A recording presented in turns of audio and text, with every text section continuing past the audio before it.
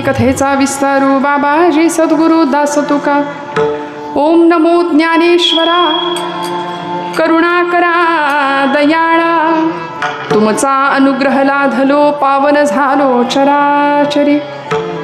मस्तक हे पायावरी आवार करी संतांच्या. ब्रह्मानंदम परमसुखदं केवलं ज्ञानमूर्तिं. द्वन्द्वातीतं गगनसदृशं तत्त्वमस्यादिलक्ष्यम्. एकं नित्यं विमलमचलं सर्वधी साक्षिभूतं. भावातीतं त्रिगुणरहितं सद्गुरुं तन्नमामि. योऽन्तः प्रविश्य मम वाचमिमां प्रसुप्तां सञ्जीवयत्यखिलशक्तिधरस्वधाम्ना. अन्यांश्च हस्तचरणश्रवणत्वगादीन् प्राणान्नमो भगवते पुरुषाय तुभ्यं. वचन ऐका कमळापती माझी रंकाची विनंती. कर जोडितो कथे काळी आपण असावे जवळी. घेई घेई माझी भाक जरी का मागेन आणिक. कर जोडितो कथे काळी आपण असावे जवळी. तुक या बंधू म्हणे देवा शब्दई तुकाची राखावा. कर जोडितो कथे काळी आपण असावे जवळी. काहीतरी नीट करा बाबा एकदा. रंगा येई वो ये रंगा येई वो ये रंगा येई वो ये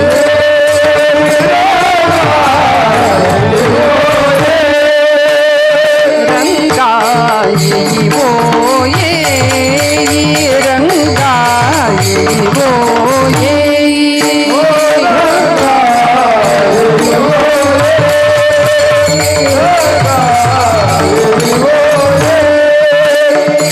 विठाई किठाई माझे कृष्णाई कान्हाई. विठाई किठाई माझे कृष्णाई कान्हाई. विठाई किठाई माझे कृष्णाई कान्हाई.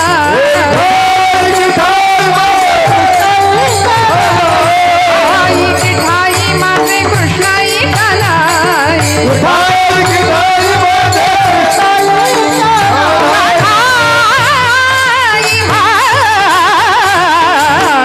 रंगा येई वो ये रंगा येई वो ये.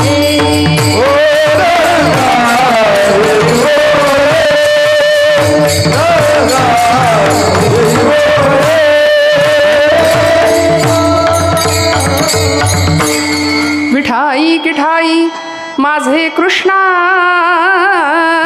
रंगा येई वो ये. समचरण सरोजं सान्द्रनीलाम्बुदाभं जघननिहितपाणिं मण्डनं मण्डनानां. तरुणतुलसीमाला कन्धरं कञ्जनेत्रं सदयधवलहासं विठ्ठलं चिन्तयामि.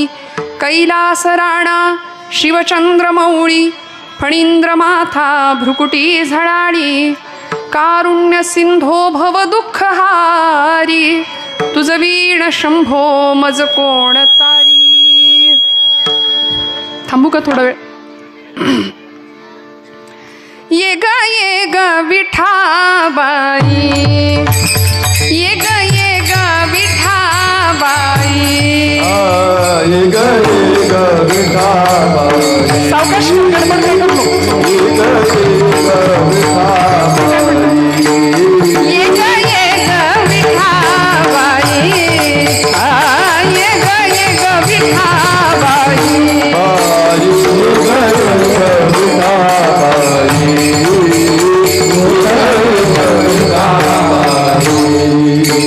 माझे पंढरीचे आई. माझे पंढरीचे आई. भीमानी चंद्रभागा. भीमानी चंद्रभागा.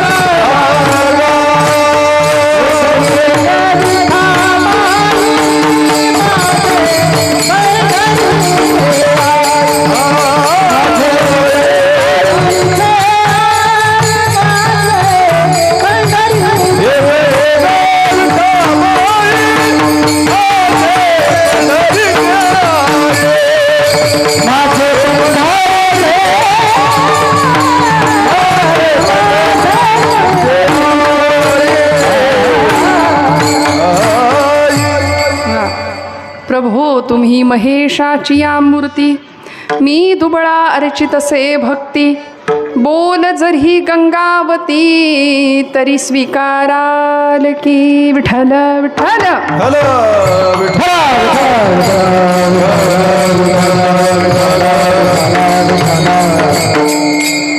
परमेश्वर स्वरूप उपस्थित सर्व श्रोतृवृंदांच्या हृदयस्थ परमात्म्याला अत्यंत श्रद्धापूर्वक भावानी नमस्कार करते, नतमस्तक होते.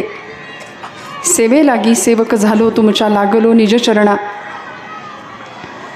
उपस्थित सर्व भक्त भाविक वर्ग, संतोषनगर भागातली आपण सर्व मंडळी, अत्यंत सुंदर असा हा धर्माचा मंडप, अधिष्ठात्री देवता भगवान श्री भैरवनाथ, जोगेश्वरी माता, पांडुरंग परमात्मा आणि या भैरवनाथ मंदिराच्या तृतीय वर्धापन दिनाच्या निमित्ताने आयोजित असलेला हा अखंड हरिनाम सप्ताह, कीर्तन महोत्सव, या सगळ्या नामाच्या भक्तीच्या दिवाळीमध्ये आपल्या सगळ्यांच्या दर्शनाचा योग माझ्या परमभाग्याने माझ्या वाट्याला आला आहे. दादा तुला कुणीच काही म्हणणार नाही. ते टेन्शनमध्ये जाऊन अजून काम बिघडतं. शांततेत तुम्हाला जसं योग्य वाटेल तसं करा. जरा कुठं बिनसलं बिघडलं की सगळे त्याच्याकडे रागाने बघतात. हे इथलं नाही, सगळीकडचं आहे उदाहरण. बरं आम्ही बघतो ते बघतो, तुम्ही पण बघता, मग त्यांनी काय करायचं? त्यामुळे मशीन आहे, यंत्र आहे, आणि आत्ता तर कुठे सुरुवात आहे, कालपासूनच झाली ना सुरुवात, त्यामुळे सेटिंग लागायला थोडा वेळ लागतो. फक्त ही शिट्टी वाजत असेल तर लाऊडनेस सगळा कमी करूया आपण. या 3, 4, 5, 6 माईकचा सगळा लाऊडनेस थोडं थोडं कमी राहू दे, काही हरकत नाही, आम्हाला हळू चालेल. विठ्ठल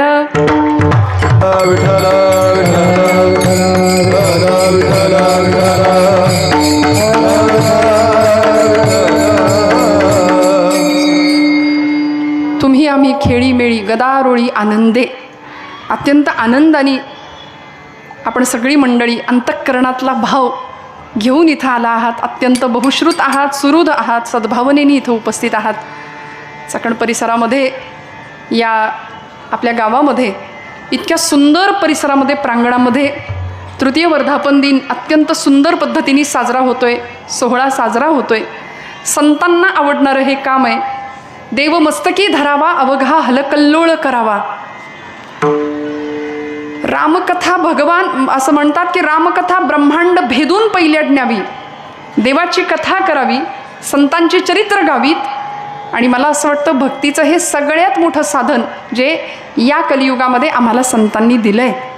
आज कार्यक्रमाचा किंवा आपल्या या सोहळ्याचा आजचा द्वितीय दिवस आहे आणि माझ्या परमभाग्याने आपल्या सगळ्या ग्रामस्थ मंडळी असतील, संयोजक, आयोजक आणि सगळे कड बंधू आहेत, मला वाटतं या सगळ्यांनीच ही सेवा आज माझ्याकडे सुपूर्त केली. मी मनापासून सगळ्यांच्या चरणावर कृतज्ञतापूर्वक वंदन करते. आज सेवेच्या साथीसाठी उपस्थित असलेली सर्वच मंडळी, गुणीजन, गायक, वादक, अतिशय गोड अशी संवादिनीची साथ, गोड अशी पखवाजाची, मृदंगाची साथ, ते भैरवांचं आवडतं वाद्य आहे. त्यामुळे आपण भैरवांच्या समोर आहोत. आणि महाराष्ट्रातली गुणीजन गायक वादक मंडळी, आमचे सर्वच अधिकारी महाराज मंडळी, गोड अशी सरस्वती चाल निवडली आणि सुंदर अभंगाला साजेसा अर्थ आणि त्या अर्थाचा भाव व्यक्त करणारी चाल घेऊन महाराजांनी खूप सुंदर गायन केलं. या सगळ्यांसाठी एकदा जोरदार टाळ्या वाजवा. ही आमची लेकरं मागे उभी आहेत महाराजांच्या संस्थेतली, अतिशय सुंदर असे त्यांच्यासाठी टाळ्या. आमचे दोनही चोपदार महाराज आणि अतिशय सुंदर ध्वनी व्यवस्था देणारे आमचे दादा, सगळ्यांना टाळ्या वाजवा. आणि गोड अशी चिंतन सेवा, गोड कीर्तन सेवा करण्याचा प्रयत्न मी करते. ताई पुढे या. विठ्ठल या.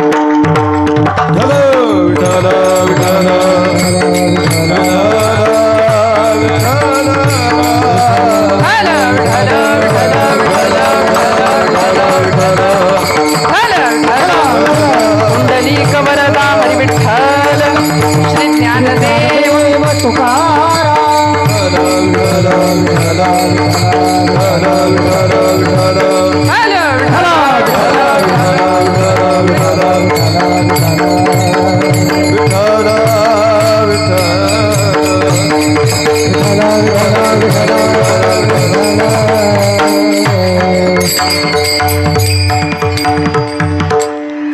आणि अप्राप्यस्य प्रापणम योगः क्षेमः तद्रक्षणम असं म्हटलंय.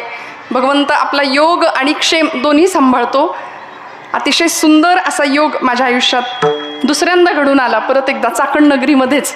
आणि आज आपल्या सगळ्यांना सांगायला मला विशेष आनंद आहे की वारकरी संप्रदायामधलं प्रथितयश असं महिला कीर्तनकारांच्या मधलं नाव हरिभक्तीपरायण, माझ्या प्रिय सखी असलेल्या हरिभक्तीपरायण आपण ज्यांना ओळखता सुप्रियाताई साठे ठाकूर आज आवर्जून इथं उपस्थित राहिल्या.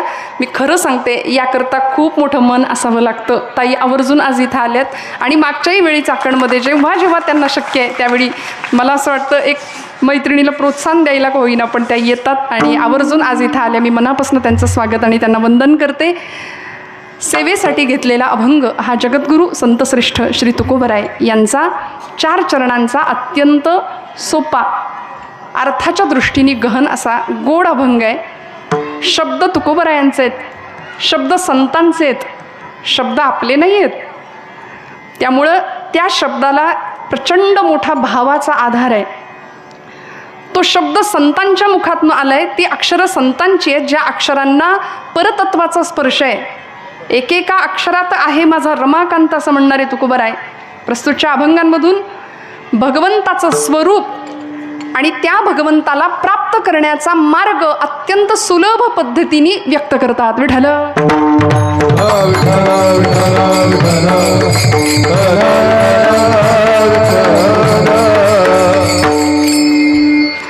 गोड अभंग आहे.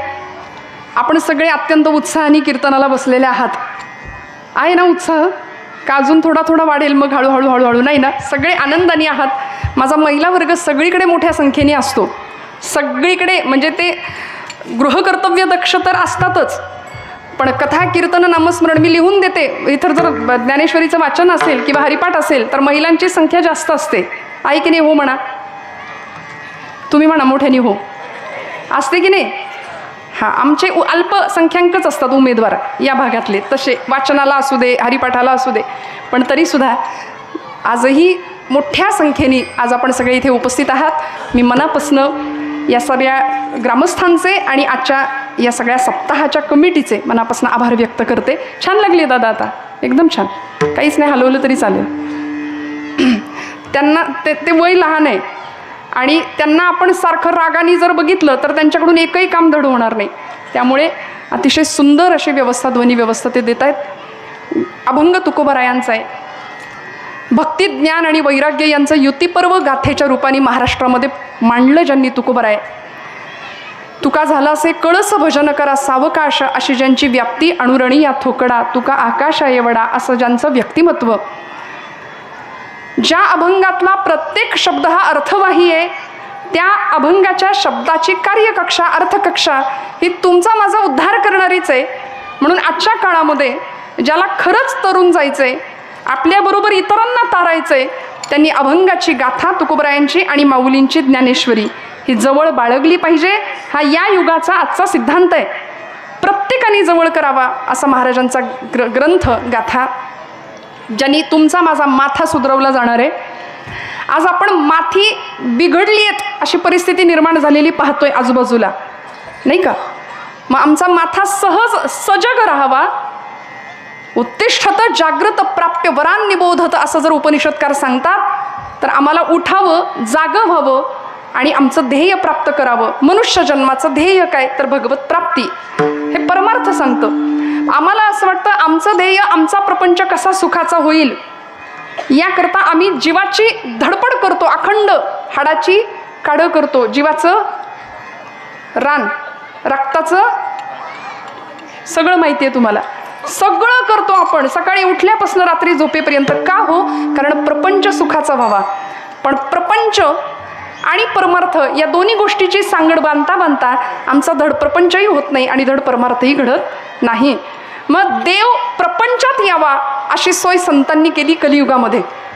देव मिळवण्याचे अनेक कठीण मार्ग प्रत्येक युगामध्ये होते. आपल्याला प्रसिद्ध श्लोक आहे, सगळ्यांना माहिती आहे. त्रेतायुगामध्ये भगवान परमात्म्याला प्राप्त करण्याकरता मख म्हणजे यज्ञ मार्ग होता. कृतेय ध्यायते विष्णू. कृतयुगामध्ये भगवंताची ध्यान मार्गाने पूजा केली, त्यांना आळवलं, त्यांना प्राप्त केलं. द्वापारे परिचर्यायाम सेवा मार्ग सांगितला द्वापार युगामध्ये. ज्ञानोबरायांनी सुद्धा देवाच्या दारात पोचायचं असेल, देव आपल्या घरात यायचा असेल किंवा देवाच्या घरात जायचं असेल तर दार सांगितलंय सेवेचं, तेथ सेवा हा दारवंठा. मग सेवा मार्ग सांगितला, मग आम्हाला ध्यान मार्ग परवडत नाही, कठीण आहे. आम्ही जर ध्यानाला बसलोच तर लोक म्हणतात काय ध्यान बसलंय. नाही लक्षात आलं का? थोडं जागेपणी कीर्तन ऐका बरं का, सगळे जागे आहेत ना. आम्ही ध्यानाला बसलो तर आमच्याकडं बघून लोक हसतील आणि आम्ही ध्यानातनं उठल्यावर म्हणतो आता मस्तपैकी आलं टाकून चहा कर म्हणजे मी फ्रेश होईन. मग ध्यान कशा करताय? समाधी अवस्था कशा करताय? मग निर्विकल्प वगैरे हे सगळे शब्द आमच्यापासून कोसो दूर आहेत. संतांनी ती अवस्था गाठली. आम्ही साधं ध्यान, आम्ही योग नाही, आम्ही योगा करतो नाही का. आणि खरं सांगू, समाधी समाधी समाधी म्हणजे दुसरं काही नाही हो, मनाची टिकणारी अखंड प्रसन्नावस्था म्हणजे समाधी आहे. ज्या सुखाच्या मागे अखंड आपण धावतोय ते सुख कुठेच नसतं, सुख कुठेच नसतं. प्राप्त परिस्थितीमध्ये समाधानी राहता आलं की आम्ही सुखी झालो.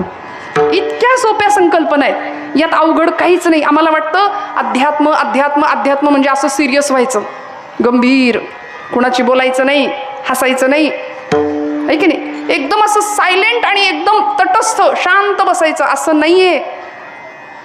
भोळं असणं, उदास असणं म्हणजे रड्या असणं नाही बरं का. निष्क्रियता संतांना मान्य नव्हती, कर्तृत्व शून्यता संतांना मान्य नव्हती. उलट कर्तृत्व प्रवृत्त, कर्तव्य प्रवृत्त केलं अर्जुनाला सुद्धा भगवान गोपालकृष्णांनी. आमची सध्या अशी परिस्थिती आहे की संसारातल्या सुखाच्या हव्यासापायी आम्ही अखंड धावतोय आणि हा जीव दुःखाला कारण ठरतोय. का माहितीये? कारण आमच्या जीवनामध्ये देव सोडून सगळं आहे. आमच्या आयुष्यामध्ये देव सोडून सगळं आहे. संतांनी देवाशिवाय कशालाच महत्त्व नाही दिलं. म्हणून मी नेहमी सांगते, देव या शब्दामध्ये एक संस्कृत शब्दामध्ये दिव नावाचा धातू आहे आणि दिव म्हणजे प्रकाश. तो प्रकाशमय आहे. जिथं प्रकाश आहे तिथं भगवंत आहे. मग आमचा प्रवास मनुष्यत्वाकडून देवत्वाकडे व्हावा. वैदिक गणित आम्हाला सांगतं ओम पूर्णमद पूर्णमिदं पूर्णात पूर्णमुदच्यते पूर्णस्य पूर्णमादाय पूर्णमेवावशिष्यते. सगळ्याच्या शेवटी उरतं काय? अवशिष्यते, पूर्णच उरतं. आणि पूर्ण काय आहे? पूर्ण म्हटलं बरं का, पूर्ण नाही. पूर्ण काय आहे? पूर्ण ब्रह्म आहे. आणि त्या पूर्ण असलेल्या ब्रह्माची अनुभूती तुम्हाला मला यावी हे मनुष्य जीवनाचं साध्य आहे असं संतांचं, तत्वज्ञांचं, अनेक विचारवंतांचं, महापुरुषांचं, साधूंचं म्हणणं आहे. मग आमची धडपड नेमकी कशा करता असते? आम्हाला देव सोडून सगळं आमच्या प्रपंचामध्ये हवं असतं, पण देव नसला तरी चालतो. मीराबाईंचं धाडस असं आहे. मीराबाई म्हणतात उत्तम प्रपंच ज्याचा आहे तरी सुद्धा देवच माझा आहे असं म्हणायला धाडस लागतं बरं का.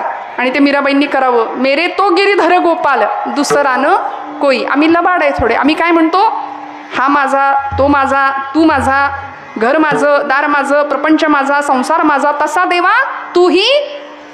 मग ही लबाडी नाही का झाली? ही लबाडी आहे. देव असा कुणाच्याही घरात नाही येत. देव कुणाच्याही घरात नाही येणार. देवाला ओळखणं तितकं सोपं नाही आहे. आम्हाला असं वाटतं देवाला आम्ही नमस्कार केला की आम्ही सगुण पूजा केली आणि आम्ही देवाला प्राप्त केलं. आयुष्य खर्च करावं, साधनेतनं, तपश्चर्येतनं अनेक प्रकारच्या यातना सहन कराव्या आणि मग देवाची प्राप्ती व्हावी.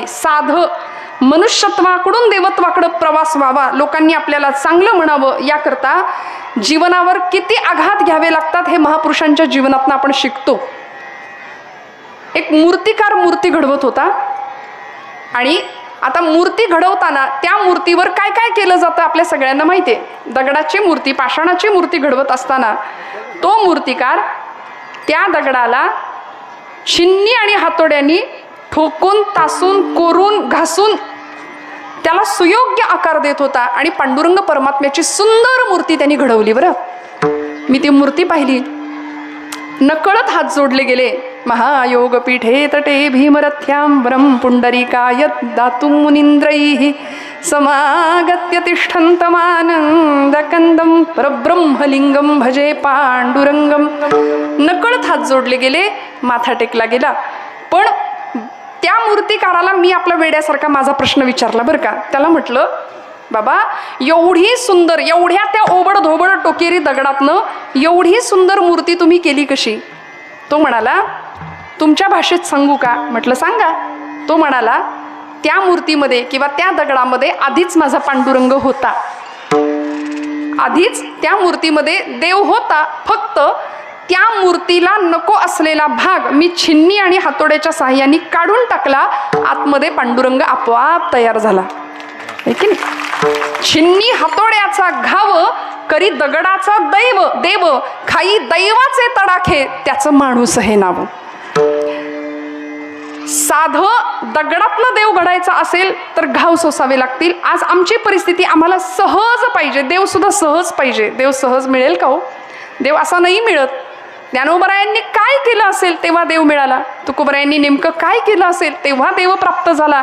आणि प्राप्त असा झाला की महाराजांनी 5 तास पोट भरून कीर्तन करावं, देव असा समोर उभा कडकडून आलिंगन द्यावं आणि म्हणावं तुम्हाला हवं ते मागा. देवानी सांगावं, देवानी रडावं या भक्तांच्या भेटीसाठी आणि प्राप्तीसाठी. मग मला सांगा, असा भगवंत आपल्या घरात यावा असं आपल्याला वाटतं का? देव मिळावा असं आपल्याला वाटतं का? देव मिळाला बघा, तुम्ही हो म्हणता पण ही लबाडी आहे. मी परत सांगते, कारण देव नकोय आपल्याला, देवाकडून सगळं पाहिजे. देव मिळाला तर भौतिकाशी तडजोड करायला लागेल, लौकिकाला तिलांजली द्यायला लागेल. एवढं सोपं नाही देव मिळवणं. देव मिळाला होता म्हणून तर जग काय म्हणतं याची पर्वा नव्हती, कोणी निंदा कोणी वंदा, आम्हा स्वहिताचा धंदा.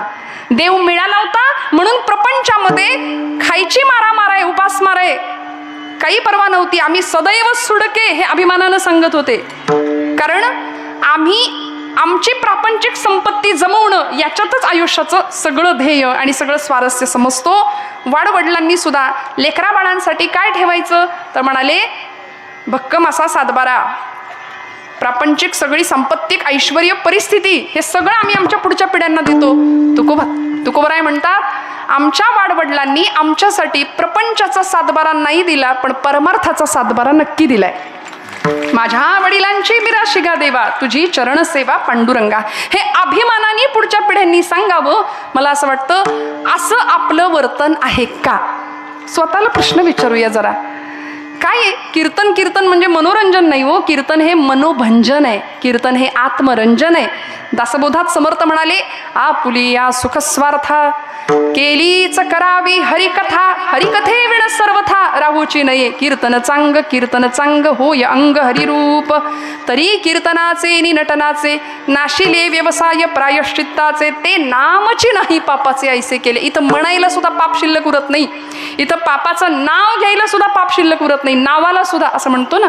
इतकं पुण्य आम्ही पदरात घेऊन जातो फक्त या कीर्तन भक्तीमध्ये, या कीर्तन भक्तीमुळे. मग सांगा आपलं किती मोठं भाग्य आहे. देव देव्हारात आहे, देव देवळात आहे, देव मंदिरात आहे, पण मंदिरातला देव आपल्याकडे यावा असं आपल्याला वाटलं पाहिजे की नाही पाहिजे? देव जर आलाच तर त्याची ओळख आपल्याला व्हावी असं आपल्याला वाटतं की नाही? आपल्या जवळचा माणूस आपण त्याला चांगलं ओळखतो.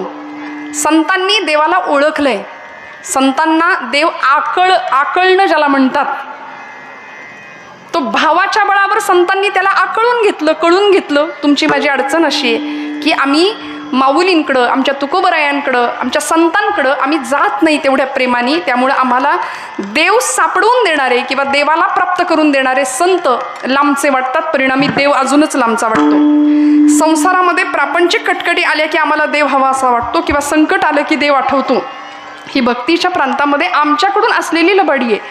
मग खऱ्या अर्थी देव कळावा असं जर असेल तर त्याचं स्वरूप आम्हाला समजून घेणं गरजेचं आहे. देव कसा आहे, देवाचं स्वरूप काय आहे, देवाचं सामर्थ्य काय आहे आणि देवाचा स्वभाव काय आहे. विठ्ठल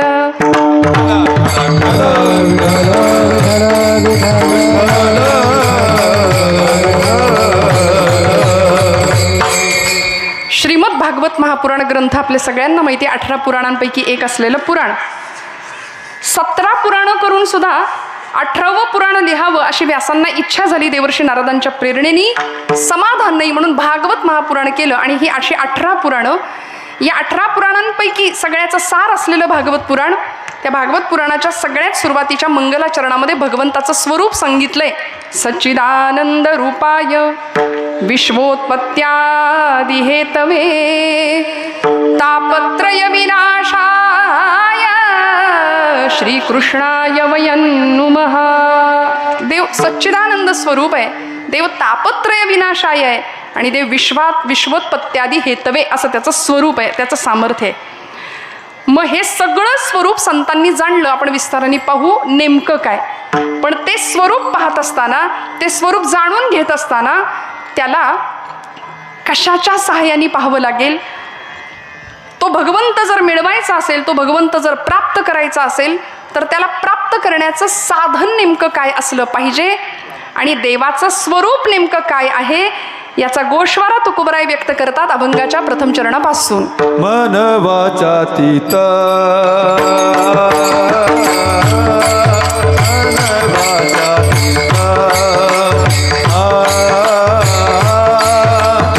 तुझे स्वरूप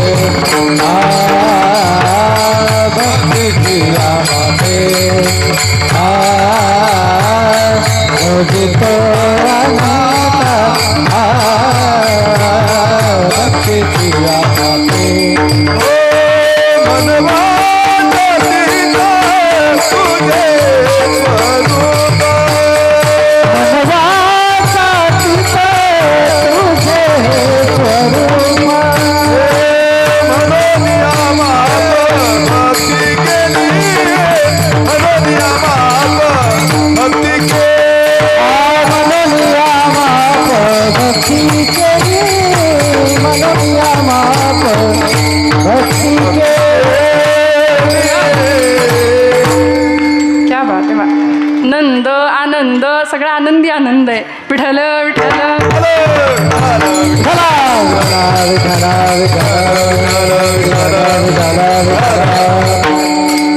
यांच्यासाठी एकदा वाजवा ना टाळ्या, मला रावेल आता. क्या बात है. इसको बोलते अपनी ही धुन में मग्न रहना, मस्त रहना एकदम. काही आहे का हो भेद आहे का कसला, माझं आहे का, तुझं आहे का, आपलं आहे का, मी कोण, असं काही आहे का. म्हणून बघा ना, मी एक वाक्य सांगून जाईन. आपण किती मोठे झालो ना, कितीही मोठे झालो ना, तरी अंतःकरणातलं देवपण आणि मनाचं बालपण कधीच संपू द्यायचं नसतं, कधीच नाही संपू द्यायचं. ही निरागसता आहे ना, हा भोळा भाव आहे. आता बघा, भोळं हा शब्द आपण वेड्या माणसासाठी काही भोळंच आहे असं म्हणतो आपण, नाही का. भोळा म्हणजे वेडा नाही, भोळा ही निरागसतेची अत्युच्च अवस्था आहे. तिथं ज्ञानाच्या पलीकडं असलेलं अतीव अशी सहजता आहे, म्हणजे ज्ञानानंतरची सुद्धा सहजता आहे. म्हणून लेकरासारखं असावं, माऊलींकडे जाताना लेकरू होऊन जावं, किती भाग्य. अहो या सगळ्याच लेकरांचं भविष्य मी सांगू का तुम्हाला? तुम्ही पत्रिका घेऊन येऊ नका नंतर माझ्याकडे, मला भविष्य पाहता येत नाही, पण मी तरी सांगते यांचं भविष्य इतकं श्रेष्ठ आहे, इतकं श्रेष्ठ आहे. वाडवडिलांनी सुद्धा ताटमानेनी जगावं. यांच्या बाबतीमध्ये पुढच्या पिढ्या सुद्धा यांच्या पुण्य घेऊनच जन्माला येतील, इतकं पुण्य ही या जन्मात साठवतायत. ही लेकरं या जन्मात परमार्थ करतायत, आत्ता या वयात करतायत. यांनी जी वाट निवडली ती ज्ञानोबा तुकोबांची वाट आहे. मग त्या वाटेवरनं जर आपण चाललो तर किती भाग्य आहे आपलं. म्हणून म्हटलं हे इतकं निरागस काम आहे, हे इतकं इनोसंट ज्याला मराठीमध्ये आपण म्हणतो, आणि इतकं गोड आहे की का असं सांगते ऐका. त्यांना लहानपणी काही कळत नाही, आपण त्यांना शिकवतो. साधी पेन्सिल असेल आणि आई सांगते ही तुझी आहे, कुणी मागितलं तर देऊ नको, द्यायचं नाही. आता हे शेअरिंग केअरिंग वगैरे आपण नावाला म्हणतो फक्त, पण देतो का हो कुणी? खरं सांगा. वितभर जमिनीच्या तुकड्यासाठी खून का पडतात सख्खे भाऊ एकमेकांचे? देणं हा भाव नाहीच आहे आपल्याकडे. म्हणून म्हटलं हे वय असतं इथं त्यांना माझं तुझं काही कळत नाही. आम्ही त्यांना शिकवतो हे तुझं आहे, हे तुझं आहे, मग त्याला कळतं हे माझं आहे. एखादी वस्तू त्याच्या हातात द्या आणि मग हळू थोडा मोठा झाल्यावर त्याला म्हणा दे बरं दे बरं दे बरं, ते म्हणतं हे माझं आहे. आणि मग आपण म्हणतो कसा गुंड झालाय बघ. म्हणजे आपणच त्याला त्या वृत्तीला तयार करतो आणि मग आपणच त्या वृत्तीला नावं ठेवतो. असो, मला असं वाटतं परमेश्वराच्या जवळ जर जायचं असेल ना तर हा भाव अत्यंत महत्त्वाचा आहे. म्हणून या लेकरासाठी टाळ्या वाजवायला सांगितल्या. फक्त आता काय करा, दृष्ट काढा घरी गेल्यावर. विठ्ठल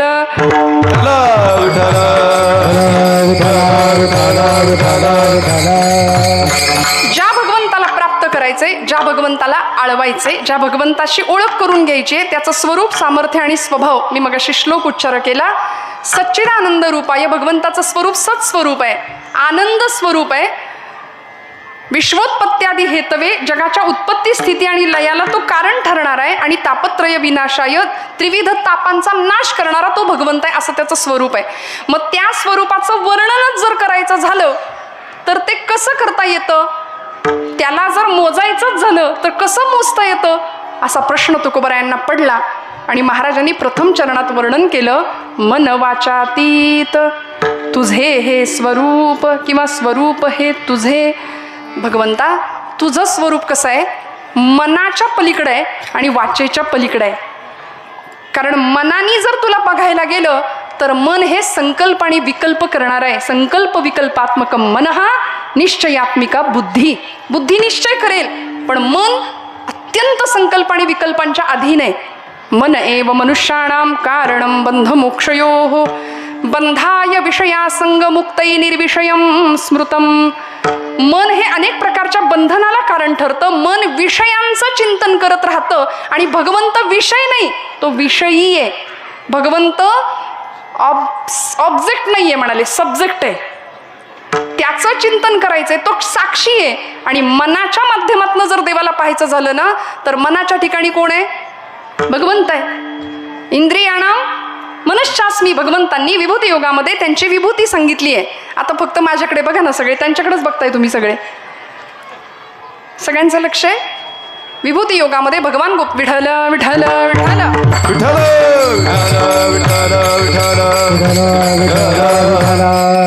विभूती योगामध्ये भगवान गोपालकृष्ण म्हणाले, इंद्रियाणाम मनश्चास्मी. 12 महिन्यांच्या मध्ये मार्गशीर्ष मास म्हणजे मी, प्राण्यांमध्ये प्राण्यांमध्ये सिंह म्हणजे मी आहे, फुलांमध्ये गुलाब पुष्प म्हणजे मी आहे. पांडवानाम धनंजय, हा 5 पांडवांच्या मध्ये तू म्हणजे मी आहे अर्जुना, असं भगवंत सांगतात. तसं इंद्रियाणाम मनश्चास्मी, मन म्हणजे भगवंत आहे, मनाच्या ठिकाणी भगवंताचं अस्तित्व आहे. मग आपण आपल्याच डोळ्यांनी स्वतःला पाहू शकतो का? मनाच्या डोळ्यांनी आपल्याला पाहता येतं का? आपण आपल्याच डोळ्यांनी आपल्याला पाहायचं झालं तर कशाचा वापर करतो? जागेत आरशात बघून आलायत सगळे? कोण आहे असं आरशात बघून आलंच नाही? आहे का इथं कोणी? शोधून सुद्धा सापडणार नाही. दिवसातनं किती वेळा बघतो आता मोजा. कारण आपण आपल्यावर खूप प्रेम करतो, आरशात खूप बघतो. परवा एक वाक्य वाचलं कुठेतरी, ते असं होतं, अलीकडे लोक आरसा वापरत नाही, मोबाईलचा फिल्टर वापरतात कॅमेऱ्याचा, कारण आरसा खरं बोलतो. विठ्ठल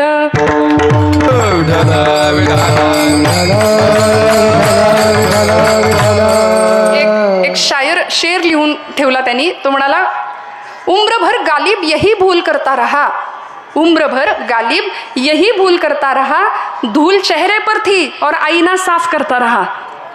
त्याला असं वाटलं दिसत नाही की काय नीट आरशात, पण स्वतःच्या चेहऱ्यावरची धूळ पुसावी लागेल, तसं स्वतःचं अंतःकरण स्वच्छ करावं लागेल, मन निर्मम या स्थितीला न्यावं लागेल, निर्विकल्प या स्थितीला न्यावं लागेल, निर्विषय या स्थितीला न्यावं लागेल. विठ्ठल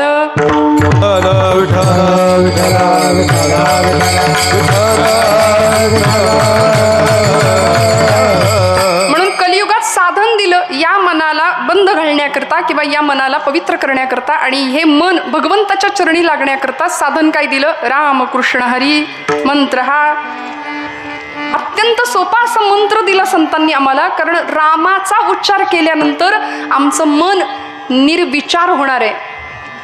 कृष्णाचं नाम उच्चार केल्यानंतर आमचं मन निर्विषय होणार आहे, आणि हरीचा उच्चार केल्यानंतर आम्ही निर्विकल्प होणार आहे. मग या अवस्थेला जाण्याकरता मनाची अवस्था असली पाहिजे. मनाने भगवंताला दाखवता येतं का, किंवा मनाच्या ठिकाणी भगवंत पाहता येतो का? यथार्थ दीपिकाकार म्हणालेत, रूपा ते देखते चक्षु, चक्षु ते देखते मन, मन ते देखते आत्मा, आत्मा ब्रह्मची आपण.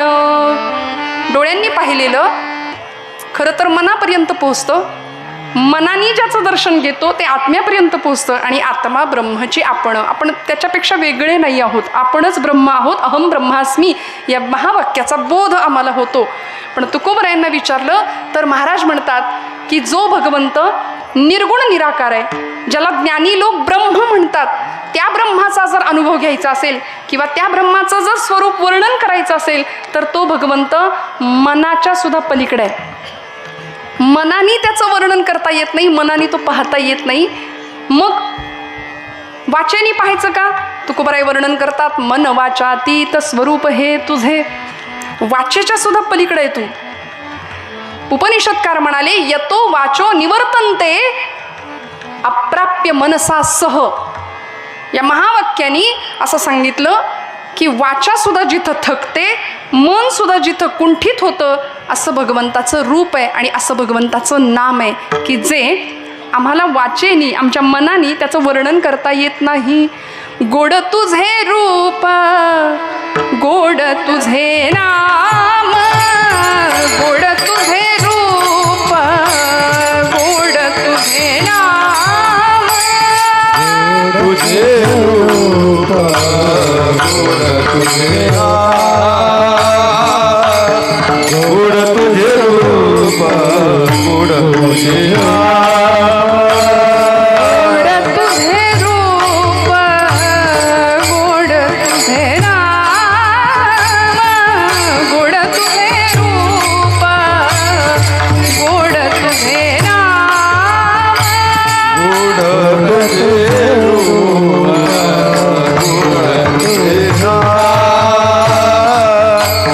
गोड तुझे रूप, गोड तुझे नाम.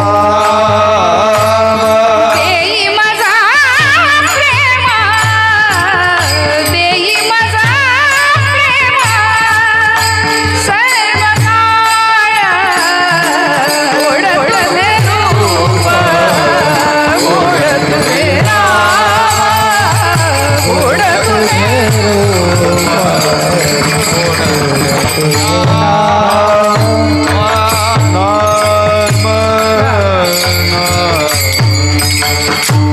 गोड तुझे रूप, गोड तुझे नाम, देई मज प्रेम. सर्व काळ भगवंताच्या रूपाचं वर्णन करताना ज्ञानोबराय म्हणतात, तो हा विठ्ठल बरवा, तो हा माधव बरवा. तो आणि हा वर्णन केलं. जो निर्गुणांचा तो आहे आणि सगुणांचा हा आहे. तो कुणाला म्हणतो आपण? काय गंमत आहे बघा, ज्ञानोबरायांनी 2 सर्वनामं एकत्र वापरली. मराठी भाषेच्या व्याकरणशास्त्रानुसार 2 सर्वनामं एकत्र येत नाही, पण माऊलींनी वापरली. ज्ञानोबराय म्हणतात, तो हा विठ्ठल बरवा, तो हा माधव बरवा. ज्ञानोबरायांचा अधिकार असा आहे 56 भाषेचा केला असे गौरव. माऊली म्हणतात जो निर्गुणवाद्यांचा तो आहे की नाही आहे पण दिसत नाही. आपल्या सगळ्यांच्या मध्ये 4 माणसं आपण एकत्र जमलो आणि आपल्यातलाच एक आत्ता उपस्थित इथं नाही तर आपण काय म्हणतो, तो कुठं आहे, तो जो आहे पण आत्ता इथं नाही आहे. आणि असलेल्या मनुष्याला आपण काय म्हणतो, हा समोर आहे. मग माऊली म्हणतात निर्गुणवाद्यांचा जो तो आहे की नाही तो दिसत नाही म्हणे, तोच आम्ही हा, त्याला आम्ही मूर्तीवर विठेवर पाहतो. ते हे समचरण साजिरे विटेवरी, असा भगवंत आम्ही त्याला विटेवर पाहतो. आणि तो कसा आहे म्हणाले, बरं हे माऊलींनी वाणीनी उच्चार करून त्याचं स्वरूप सांगितलं. पण त्याही पलीकडं त्याचं मूळ स्वरूप, त्याचं शुद्ध स्वरूप, त्याचं निरामय स्वरूप आणि निर्गुण स्वरूपाचं दर्शन ज्ञानोबरायांनी घेतलं. कसं घेतलं, कसं घेतलं,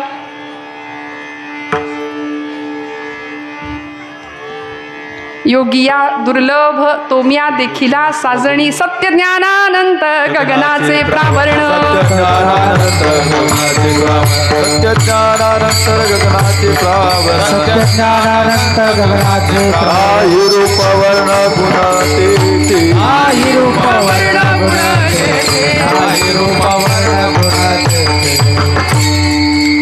भगवंत सत्य अनंत वर्णन केलं त्याचं, अनंत रूप, इन्फिनिट ज्याला म्हणावं, अनंत मोजमाप जिथं संपतं, बुद्धी जिथं थकते, सगळ्या कक्षा संपतात, तिथे अनंत ही संकल्पना लागू पडते. आपण म्हणतो ना अनंत. आकाशामध्ये शास्त्रज्ञांनी शोध घ्यायला सुरुवात केली. एक आकाशगंगा सापडली ज्याला आपण गॅलेक्सी म्हणतो. ती गॅलेक्सी मिळाली, नंतर पुन्हा शोध घेत राहिले शास्त्रज्ञ, दुसरी गॅलेक्सी, दुसरी आकाशगंगा मिळाली, तिसरी आकाशगंगा मिळाली, चौथी आकाशगंगा मिळाली, अशा अनंत आकाशगंगा मिळाल्या. आणि अशा अनंत आकाशगंगांचं मिळून एक ब्रह्मांड आहे म्हणाले. आणि त्या ब्रह्मांडाला, त्या भगवंताला आपण काय म्हणतो, अनंत कोट ब्रह्मांड नायक, एवढा तो मोठा आहे. त्यामुळे त्याचं वर्णन करताना अनंत हा शब्द वापरावा लागला. वाचेनी त्याचं वर्णन करावं लागलं. मन वाचातीत स्वरूप हे तुझे. बरं, वाचेच्या आणि मनाच्या अतीत आहे तुकोबराय म्हणतात. मनाने त्याचं वर्णन करता येत नाही स्वरूपाचं, वाचेनी त्याचं वर्णन करता येत नाही. यतो वाचो निवर्तन्ते अप्राप्य मनसा सह. मन आणि वाणी जर त्याचं वर्णन करायला गेली तर थकून माघारी येते, असं उपनिषदकारांचं म्हणणं आहे. श्रुतींना विचारलं, श्रुती नेती नेती म्हणती गोविंदुरे. श्रुती म्हणतात तो असा आहे का, असा नाही, असा आहे का, असा नाही, न इति न इति न इति. नाही कळलं, पण शब्दबद्ध करावं लागलं संतांना. का, तुम्हाला आम्हाला कळावा तो कसा आहे, म्हणून त्याच्या सगुण रूपाचं वर्णन केलं. पण तो निर्गुण कसा आहे याचं वर्णन ज्ञानोबरायांनी अनेक ठिकाणी केले, तुकोबरायांनी अनेक ठिकाणी केले. आणि इथं तुकोबराय आम्हाला म्हणतात त्याला जर बघायचं असेल, किंबहुना त्याला जर मोजायचंच झालं, देव मोजता येतो का, देवाला मोजता येतं का? मी सांगते येतं, आणि मी नाही, तुकोबराय सांगतात या अभंगामध्ये. भक्तीची या मापे मोजितो अनंता, भक्तीची या मापे मोजितो अनंता, भक्तीची या मापे मोजितो अनंता, भक्तीची या मापे मोजितो अनंता, भक्तीची या मापे मोजितो अनंता, भक्तीची या मापे मोजितो अनंता, भक्तीची या मापे मोजितो अनंता, भक्तीची या मापे मोजितो इतराने तत्वतान मोजवे, इतराने तत्वतान मोजवे, भक्तीची या मापे मोजितो अनंता, भक्तीची या मापे मोजितो अनंता,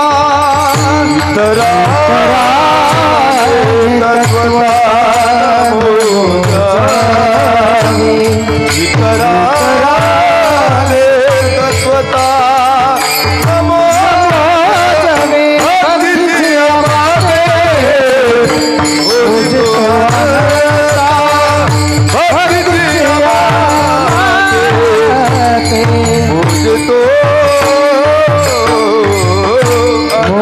येतो मन वाचेच्या पलीकडं असलेलं तुझं स्वरूप भगवंता, म्हणून या माप भक्ती केले. हे प्रमाण अपेक्षित. विठ्ठल विठ्ठल विठ्ठल विठाला विठाला विठाला महाराज म्हणाले तुला मोजता येत नाही कशाने. आपण सगळं व्यवहार मोजू शकतो. व्यवहारामध्ये खरं तर व्यवहार सगळा त्याच्यावरच चाललाय नाही का. प्रपंचामध्ये प्रेम लागतं की पैसा लागतो, खरं सांगा. बघा तुम्ही पटकन उत्तर दिलं, क्षणाचाही विचार न करता तुम्ही उत्तर दिलं पैसा. सरळ म्हणतो आपण, प्रेमानं कुठं पोट भरतं का. पैसा लागतो ना. व्यवहार देणं घेणं हेच व्यवहार, हाच व्यवहार आहे आणि हाच प्रपंच आहे. आणि देवाच्या प्राप्तीकरता, देवाला ओळखण्याकरता तिथं पैसा नाही लागत, काही नाही लागत. पत्रम पुष्पम फलम तोयम यो मे भक्त्या प्रयच्छति तदहम भक्तिपरतम अश्नामी प्रयतात्मनः. तुम्ही काही होता माझ्यासमोर भगवंत म्हणतात, काहीही दिलं तरी तो आवडीने सेवन करेल, अमुकच पाहिजे म्हणून. देवाने कधी तक्रार नाही केली, हट्ट नाही केला. तक्रारी तुम्ही आम्ही करतो, तक्रारी आपल्या असतात खूप. प्रपंचासाठी पैसा लागेल पण भगवंतासाठी बाकी काही नाही लागणार, तिथं फक्त भक्ती लागेल. पण आम्ही जरा गल्लत करतो, आम्ही उलटं करतो. आम्हाला असं वाटतं प्रपंचात प्रेमाने जमेल, पण नाही जमणार. प्रपंचात प्रेमाने काही नाही जमत असं म्हणतात. जन हे सुखाचे दिल्या घेतल्याचे. मग परमेश्वर जर प्राप्त व्हावा असं वाटत असेल तर तुकोबाराय म्हणतात त्याला मोजायचंच झालं. अनंत असलेल्या परमेश्वराला कसं मोजायचं. जिथं मोजण्याच्या मर्यादा संपतात तिथं शब्द निर्माण होतो अनंत. ज्याला अंतच नाही अशा भगवंताला जर मोजायचं असेल तर त्याच्यासाठी परिमाण काय. सोनं मोजतो का आपण. सोनं मोजतो. सोनं मोजण्याकरता किती काळजी घ्यावी लागते. कुठं असतो सोन्याचा तराजू. बोला ना, कसं आहे सोनं. आता तुम्ही म्हणाल ताई कीर्तन करा की. सोनं मोजायचं असेल तर आपण काय करतो. सोन्याचा जो तराजू असतो किंवा सोनं मोजण्याचं जे यंत्र आहे ते कुठं ठेवलेलं असतो. बोला ना, तुम्ही जागेत. हवाबंद पेटीमध्ये काचेत ठेवलेलं असतं. का. सोनं मोजायचंय. धुळीचा कण जरी बसला तरी वजनात फरक पडतो. किती चपळाईने आणि किती प्रचंड सजगतेने ते सगळं काम करावं लागतं. बरं आता सांगा, हा नियम कोळशाच्या तराजूला आहे का. जिथं सगळं काळच करायचंय तिथं हा नियम चालेल नाही. मग आपल्याला काय मोजायचंय. सोनं मोजायचंय. लक्षात ठेवूया. मग भगवंत कसा आहे हो. सुवर्णापेक्षा सुंदर आहे, त्याहीपेक्षा सुंदर आहे. रामकृष्ण परमहंस स्वामी विवेकानंदांना सांगायचे, निर्विकल्प समाधीची अवस्था अनुभव घ्यायला नरेंद्रा तू अजून तयार नाही. अरे विमानात बसलेल्या माणसाशी जर बोलायचं असेल तर सायकलवर चालून जमेल का. नाही. त्याच्यासाठी तीच गती तुला साधली पाहिजे, त्याच गतीने प्रवास केला पाहिजे. आणि त्यासाठी प्राथमिक अवस्थेपासून भक्ती कशी करायची. प्राथमिक अवस्थेपासून योग ध्यान धारणा असं करता करता करता निर्विकल्प या अवस्थेला स्वामीजींना किंवा नरेंद्रांना रामकृष्ण घेऊन गेले. या अवस्थेला स्वामी विवेकानंद गेले आणि तेव्हा परमात्मा भेटला. पण त्याही आधी आत्मनो मोक्षर्थम जगद्हितायच शिवभावे जीवसेवा हे अध्यात्माची सूत्र त्यांना दिली. त्यामुळे भगवंताला मोजायचंच झालं तर किती कटाक्षाने मोजावं लागेल. त्याच्यासाठी जगातलं कुठलंच परिमाण उपयोगी पडत नाही. तुकोबराय म्हणतात म्हणून आम्ही एक माप निवडलं. कुठलं माप. म्हणून या माप भक्ती केली.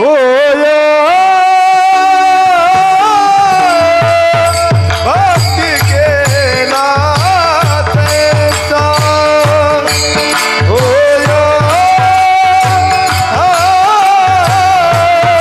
भक्ती केला तैसा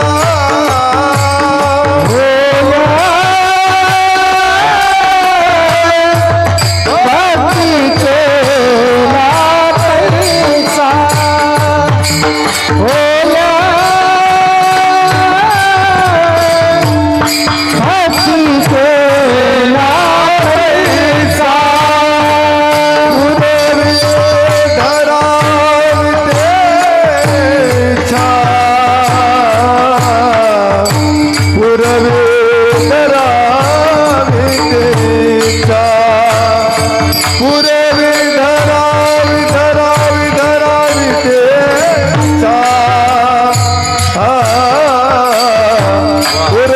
धरा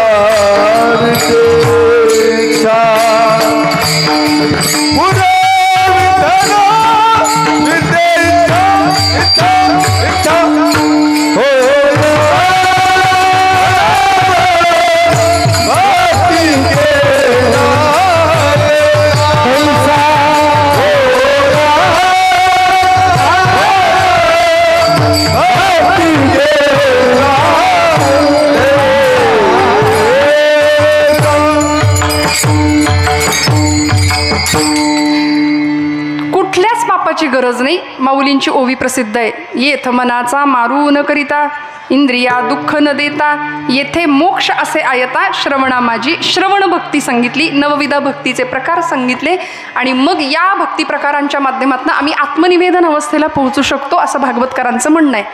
मग आता श्रवणातनं परमेश्वर लाभतो, कीर्तनात परमेश्वर भेटतो. तुका म्हणे कथा देवाचेही ध्यान समाधी लावून उभा असे, देवच कीर्तनात असतो. त्यामुळे आमच्या कीर्तनामध्ये सबंध कीर्तन भक्तीमध्ये भगवंत आपल्याला भेटतो. होय अंग हरिरूप. भक्तीच्या माध्यमातूनच देवाला मोजता येतं, देवाला प्राप्त करता येतं. म्हणून तुकोबराय सांगतात आम्ही एकमेव माप केलं भक्तीचं. मग आता सांगा देव मिळवणं सोपं आहे का? आता सांगा ना, सोपं आहे का अवघड आहे? मग अशी म्हटलं नाही सोपं नाही. आता तुकोबराय साधन देतात आम्हाला. देवाला प्राप्त करायचं असेल तर साधन काय दिलं? भक्ती. मग ती भक्ती भगवंताच्या चरणावर फक्त द्यायची आपण. भक्ती म्हणजे नेमकं काय? खूप व्याख्या झाल्या भक्तीच्या. हे चिथोर भक्ती आवडते देवा, संकल्पावी माया संसाराची. संसारावरची माया काढायची आणि देवाला लावायची. जमेल का अशी भक्ती? नाही, आमचा संसार सुटत नाही. त्यामुळे आमची भक्ती देवापर्यंत पोहोचत नाही. माप जर भक्तीचं केलंय तर भक्तीच्या मापाने देवाला मोजायला लागेल किंवा देव मोजता येतो असं महाराजांचं म्हणणं आहे. आमच्या बाबतीमध्ये आम्हाला देव सापडत नाही कारण आमच्या मनामध्ये अखंड संदेह आहेत, विकल्प आहेत.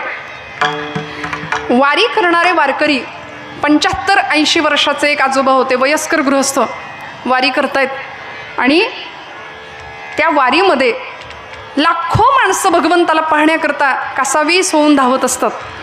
सावळं सगुण परब्रह्म डोळ्यांनी पाहता यावं, विटेवरचा भगवान पाहता यावा याकरता जीव आसुसलेला आणि चालू आहे वारी. त्या आजोबांचा एक इंटरव्ह्यू घेतला एका पत्रकाराने. एक तरुण मुलगा होता, कार्यकर्ता होता. आता वारीमध्ये हौशे गौशे नवशे सगळे आहेत. त्याच्यामध्ये सोशल मीडियाचा काळ आहे, सध्या रीलचा जमाना आहे. छोट्या छोट्या रील करूया म्हणून त्या आजोबांचा एक फोटो किंवा एक छोटासा इंटरव्ह्यू त्यांनी घेतला. त्यांनी त्या म्हातारबाबांना विचारलं, बाबा वारी करताय, देव भेटला का? देव दिसला का? देव दिसला? त्या आजोबांनी उत्तर दिलं, नाही रे बाबा, नाही दिसला पांडुरंग अजून. किती वर्ष वारी करताय? आता त्यांना वर्ष म्हणाले मला नेमकं नाही सांगता येणार, पण माझ्या खांद्यावर माझा नातू बसलाय. माझ्या खांद्यावर जसा माझा नातू आहे तसा मी माझ्या आज्याच्या खांद्यावर बसून येत होतो, तेव्हापासून मी वारी करतोय म्हणाले.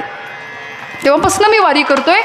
मग तरी देव भेटला नाही? नाही भेटला म्हणाले. पांडुरंग नाही दिसला? नाही दिसला तरी वारी करता? हो, तरी वारी करतो. आता त्याचे सगळे प्रश्न ते बाबा म्हणले, लेकरा तू लई बोललास, मी एक प्रश्न विचारू का तुला? तो म्हणला विचारा. म्हणाला तुम्ही कुत्रा पाळता का?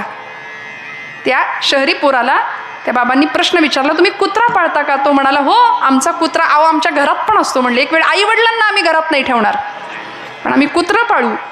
ते कुत्रं किचनमध्ये फिरतं. जाऊ दे, कशाला बोलायचं, सगळ्यांना माहिती आहे. मग त्या कुत्र्याला आम्ही सुद्धा कुत्रा पाळतो म्हणे, आम्ही गावाकडची मंडळी. पण आमचा कुत्रा घरात नाही कधी जात, घरात नाही येत. तो घराच्या मागच्या पुढच्या अंगणामध्ये असतो. आमच्या वस्तीचं राखण करतो. सुगीच्या दिवसामध्ये ज्यावेळी धान्य येतं त्यावेळी आमच्या वस्तीचं रक्षण करतो कुत्रा आमचा. जर अर्ध्या रात्री एखादा चोर आमच्या वस्तीमध्ये शिरला तर आमचा इमानदार कुत्रा भुंकतो आणि तो भुंकला की पलीकडच्या वस्तीतलं कुत्रं भुंकतं. तो भुंकला की त्याच्या पलीकडच्या वस्तीतला कुत्रा भुंकतो. असं करता करता 15-20 कुत्री त्या रात्री भुंकायला सुरुवात करतात एकदम. चोराला कुणी पाहिले? कुणी पाहिलंय? पहिल्या कुत्र्यांनी. सगळ्यांनी नाही पाहिलं, चोराला त्यांनी पाहिलंय. पण सगळ्या कुत्र्यांनी त्याचं अनुसरण केलं. काहीतरी अडचण आहे, सगळे भुंकायला लागले. अरे वेड्या, हे जर प्राण्यांच्या बाबतीत घडतं तर आम्ही माणसासारखी माणसं आहे. आम्हाला नाही दिसला पांडुरंग, पण आमच्या ज्ञानोबा तुकोबांना पांडुरंग दिसलाय. आमच्या ज्ञानोबांनी पांडुरंगाला पाहिलंय. कसं पाहिलं? योगिया दुर्लभ तो म्या देखिला साजणी. योगिया दुर्लभ तो म्या देखिला साजणी. योगिया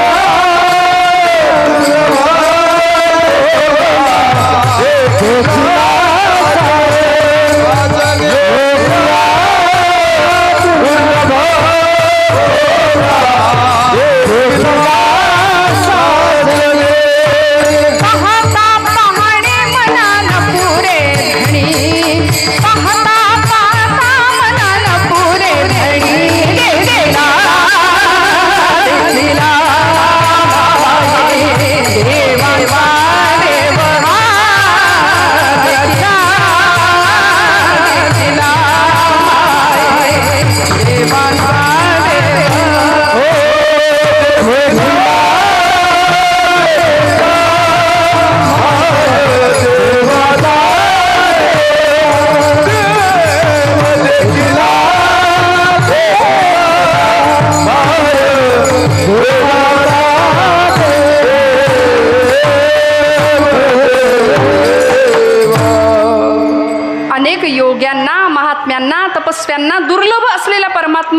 पाहिला असं ज्ञानोबराय सांगतात.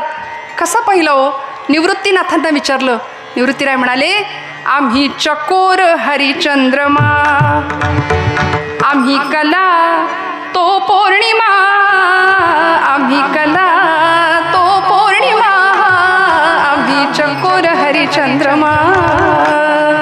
या जीवाला त्या शिवाची ओळख झाली. आम्ही त्या निर्गुण परब्रह्माला, त्या निराकाराला हृदयामध्ये साठवू शकलो. त्याच्याकरता एकच माप वापरलं, भक्तीची या मापे मोजितो अनंता, इतराने तत्वता नमोजवे. तुकोबराय ठामपणे आपलं मत व्यक्त करतात की देवाला जर ओळखायचं असेल, देवाला जर पाहायचं असेल तर अंतःकरण भक्तियुक्त पाहिजे. भक्तीमध्ये विश्वास पाहिजे, निष्ठा पाहिजे, समर्पण पाहिजे, वाटेल तो त्याग करायची वृत्ती पाहिजे. मग ती देवभक्ती असू दे, देशभक्ती असू दे, धर्मभक्ती असू दे. वाटेल ते झालं तरी देह जावो अथवा राहो, पांडुरंगी दृढ भावो.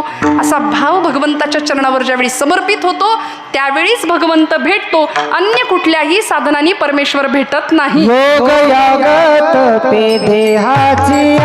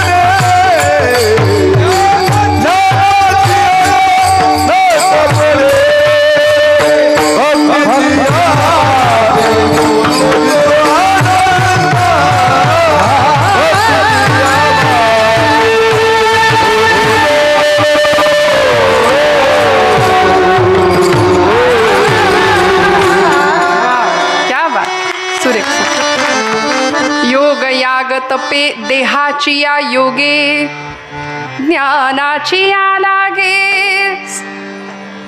न सापडसी, भक्तीची या मापे मोजितो अनंता. शब्द वापरला अनंता.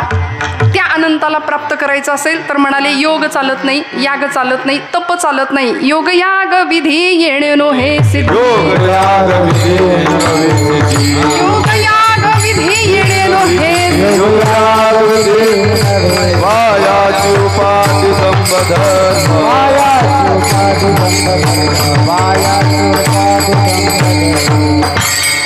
योग याग विधी येणे नो हे सिद्धी. काय मिळतं त्यातनं? म्हणाले फक्त दंभ आणि ज्ञानाचा अहंकार. ज्ञान आलं की ज्ञानापाठीमागं त्या अहंकाराची एक सावली असते. म्हणून बघा, अज्ञानी माणसाला अहंकार होत नाही, ज्ञानी माणसालाच अहंकार होतो. ज्ञानोबरायांचं स्पष्ट म्हणणं आहे, नवल अहंकाराची गोठी,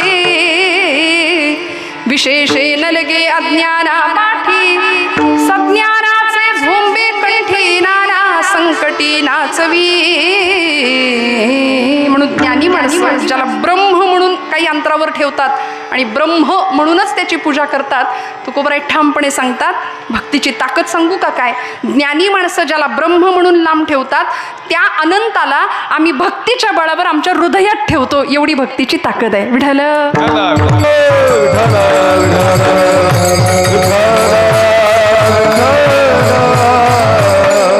मग आता बघा, जपजाप्य, तीर्थयात्रा, दानधर्म काहीही नाही केलं तरी सुद्धा अंतःकरणामध्ये फक्त शुद्ध सात्विक स्वच्छ भक्ती असेल तर भगवंताला मोजता येतं, भगवंताला पाहता येतं.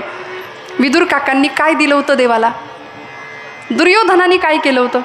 दुर्योधनाने ठरवलं, हा येतोय ना हस्तिनापूरला शिष्टाई करता, तर त्याला म्हणाले चांगलं चुंगलं खायला घालूया आणि आपल्या बाजूला वळतं करून घेऊया. खरं तर ही इतिहासाची पुनरावृत्ती होतच आली. चांगलं चुंगलं खायला घालून आपल्या बाजूला वळतं करून घेऊया, म्हणूनच आदल्या रात्री मतं बदलतात. गोपालकृष्ण हस्तिनापूरला येत आहेत असं कळलं की दुर्योधनाचा विचार बदलला. तो म्हणाला चांगलं जेवायला घालूया, निमंत्रण देऊ भोजनाचं. पण अन्नात जायते बुद्धी असं म्हटलंय. भगवंत म्हणाले मी याच्या घरचं अन्न खाणार नाही. म्हणून विदुर काका पण तिथं राहत नव्हते, नको म्हणाले. धृतराष्ट्राच्या संगतीत राहून माझं मनपरिवर्तन झालं आणि मी भ्रष्ट झालो, त्यापेक्षा बाजूला राहतो. संघाचा रंग मनाला लागतो ना हो. एक वेळ पंगत चुकली तरी चालेल, पण संगत नाही चुकता कामा. भगवंत म्हणाले दुर्योधनाकडे जायचं नाही. आणि जशी यात्रा चालली आहे, भगवंतांचं स्वागत चाललंय, तसं त्या गर्दीत विदुर काका उभे आहेत. विदुर काकांच्या डोळ्यातला भाव भगवंतांनी वाचला आणि नजरेनेच सांगितलं मी येतोय, मी येतोय, तयारी करा. विदुर काका घरी गेले धावत, भगवंत येतोय, भगवंत येतोय, भगवंत येतोय. इकडं उद्धवांना सांगितलं चलो विदुर घर जाये, उद्धव जी चलो विदुर घर जाये. दुर्योधन का मेवा त्यागे, दुर्योधन का मेवा त्यागे, विदुर की कन्या पाए. चलो विदुर घर जाए, उद्धव जी चलो विदुर घर.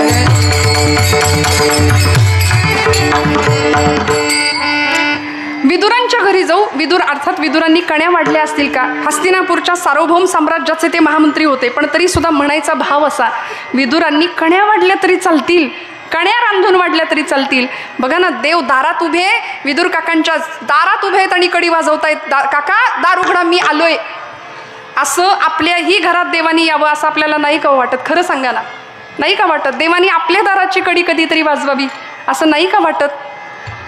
असं वाटत नाही, कारण आपण देवाला हवं ते नाही करत, देवाकडून सगळं मागतो. देव नाही मागत, देव नाही मागत. पांडवांच्या घरात देव गेलाय, द्वारकेचा राणा पांडवा घरी, विदुर काकांच्या घरी देव गेलाय. मग तिथं संपत्तिक ऐश्वर्य, रूप, गुण काही नाही पाहिलं, विदुर काकांची भक्ती पाहिली. आणि मग त्यांच्या पत्नीने दिलेली केळांची सालं सुद्धा भगवंतांनी आवडीनं खाल्ली. शबरी मातेचं काय पाहिलं? काय होतं शबरी मातेकडं? पण मतंग ऋषींनी दिलेला विश्वास होता. गुरुदेवांच्या वचनावर विश्वास ठेवून अहर्निश रामनामाचं स्मरण केलं आणि शबरी मातेला सांगितलं, शबरी तू इतकी भाग्यवान ठरशील की लोक देवळात जातात, लोक देवाकडे जातात, पण अखिल कोट ब्रह्मांडाचा नायक, त्रिभुवनाचं साम्राज्य, दैवत तुझ्यापर्यंत चालत येईल, एवढी तू भाग्यवान ठरशील. आणि आले ना हो देव. किती वाट बघितली? किती? 1 वर्ष, 2 वर्ष नाही, वयाच्या 96व्या वर्षी रामदर्शन आहे असं वर्णन आहे. आश्रमात या कधी रे येशील, आश्रमात या कधी रे येशील, रामा रघुनंदना, रामा रघुनंदना, रामा रघुनंदना.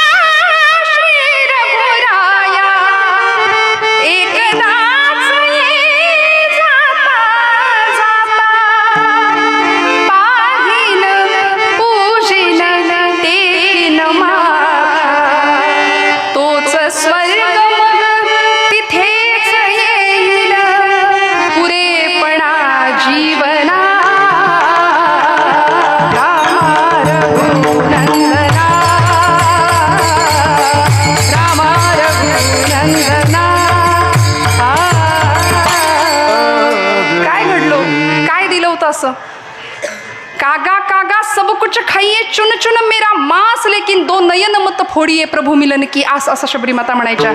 सगळं घेऊन जा, कावळे गिधड शरीराचे लचके तोडायला लागले, इतकं जराजर्जर झालेलं शरीर, पण म्हणायच्या माझ्या 2 डोळ्यांना शाबूत ठेवा, माझ्या कुडीत प्राण आहे तोपर्यंत माझ्या 2 डोळ्यांनी तरुणौ रूप संपन्नौ सुकुमारौ महाबलो, मला त्या रामाला बघायचंय. इतकी जर दर्शनाची आस असेल आणि अशी जर अंतःकरणातली भक्ती असेल तर तो भगवंत येतो. फक्त आतमध्ये बघावं लागेल. एक माणूस, एक गृहस्थ प्रवास करत होता. मोठा प्रवास, रेल्वेचा प्रवास, एक 2-4 दिवसांचा मोठा प्रवास. आणि त्या प्रवासामध्ये श्रीमंत होता, पैसे होते, कॅश होती जवळ. आणि काही कोणी आलं की त्याला ती काही वस्तू एखादी विकत घ्यायची असेल तर ते पैसे बाहेर काढायचे, त्याला द्यायचं, परत ते पैसे ठेवायचे. त्या बोगीमध्ये त्यांच्या त्या समोरच्या सीटवर एक चोर बसला होता. तो चोर ते पैसे बघायचा. त्या गृहस्थानी पैसे बाहेर काढायचे, परत खिशात ठेवायचे. असे बरेच वेळा त्यांनी पाहिलं आणि त्या चोराने विचार केला की हे पैसे आता आपण चोरायचे. रात्र झाली, सगळे आपापल्या बर्थवर झोपून गेले आणि या चोरांनी त्या श्रीमंताच्या, त्या गृहस्थाच्या खिशामध्ये, बॅगेमध्ये सगळीकडं चाचपून सगळीकडं ते पैसे शोधले. पैसे कुठंच नाही मिळाले. माझ्या डोळ्यासमोर म्हणाले खिशात ठेवले होते पैसे, नाही मिळाले. झालं दुसरी, म्हणजे सकाळ उजाडली आणि त्या दिवशी परत एकदा बघितलं. पुन्हा त्या श्रीमंतांनी खिशातनं पैसे काढले, मोजले, जे काही त्याची कामं असतील, काही विक्री खरेदी करणं असेल ते केलं, परत पैसे ठेवले खिशातच. चोर म्हणाला, अरे मी तर काल सगळीकडे पाहिलं, पैसे मला दिसले नाहीत, आता परत खिशात ठेवलेत ना. दुसऱ्याही दिवशी तेच झालं, पैसे काही केल्या मिळाले नाही. सगळीकडं शोधलं, सगळीकडं. शेवटी हताश झाला आणि मग मात्र त्या श्रीमंत माणसाला, त्या गृहस्थाला चोराने न राहून विचारलं. म्हणले, बाबा मी चोर आहे, मी रोज बघतोय तुमच्याकडे खूप पैसे आहेत, तुमच्याकडे भरपूर पैसे आहेत, तुम्ही रोज पैसे काढता, मोजता आणि तुमच्या खिशात ठेवता. मी ज्यावेळी चोरी करायला येतो त्यावेळी तुमच्या खिशात मला पैसेच दिसत नाही. मला काही नको, पण मला एवढंच सांगा, पैसे ठेवता कुठं? कुठं ठेवता पैसे? तो गृहस्थ म्हणाला, तू सगळीकडं शोधतोस, पण तुझ्या उशीखाली कुठं शोधतोस रे बाबा? हां, दृष्टांत संपलाय. सांगायचं एवढंच की आपण इतके बहिर्मुख आहोत, आपण सगळीकडं शोधतोय, सगळीकडं पाहतोय, बाहेर लक्ष आहे, पण आपला श्वाससुद्धा आपण कधी शांतपणे ऐकत नाही. आपल्याला आत बघायला वेळ नाही आणि भगवंत आतमध्येच शोधायचा असतो. भगवंत आतमध्ये दिसतो. ज्ञानोबरायांना तो दिसला, तुकोबरायांना तो दिसला. अन्य कुठल्या साधनांनी नाही, तर फक्त आणि फक्त भक्तीच्या साधनांनी. ते साधन जर करायचं असेल तर भक्तियुक्त अंतःकरणाने केलेलं भजन देवाला खूप आवडतं. बघा, आत्म्याच्या भुकीची सोय आहे भजन आणि देहाच्या भुकीची सोय आहे भोजन. त्यामुळे मनाच्या भुकीची अवस्था जर भागवायची असेल तर आम्हाला भजन करावं लागेल. गोड भजन करूया. विठोबा रखुमाई, विठोबा रखुमाई, विठोबा रखुमाई, जय विठोबा रखुमाई, विठोबा रखुमाई, विठोबा रखुमाई, विठोबा रखुमाई, विठोबा रखुमाई, विठोबा रखुमाई, विठोबा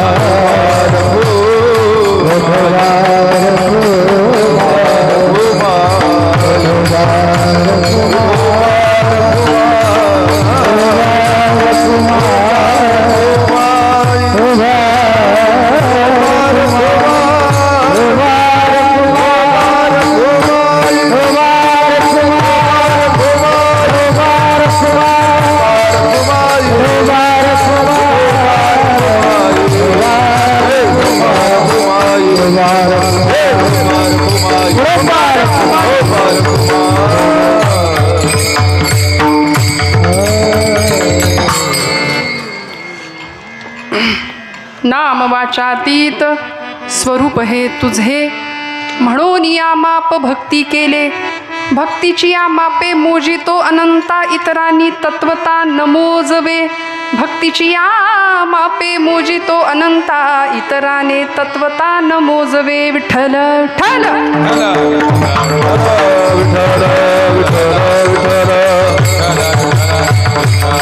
विठ्ठल बघा ना, भक्तीच्या प्रांतामध्ये कुठल्याही प्रकारची भक्ती असू दे, तिथे अंतःकरण शुद्ध लागेल.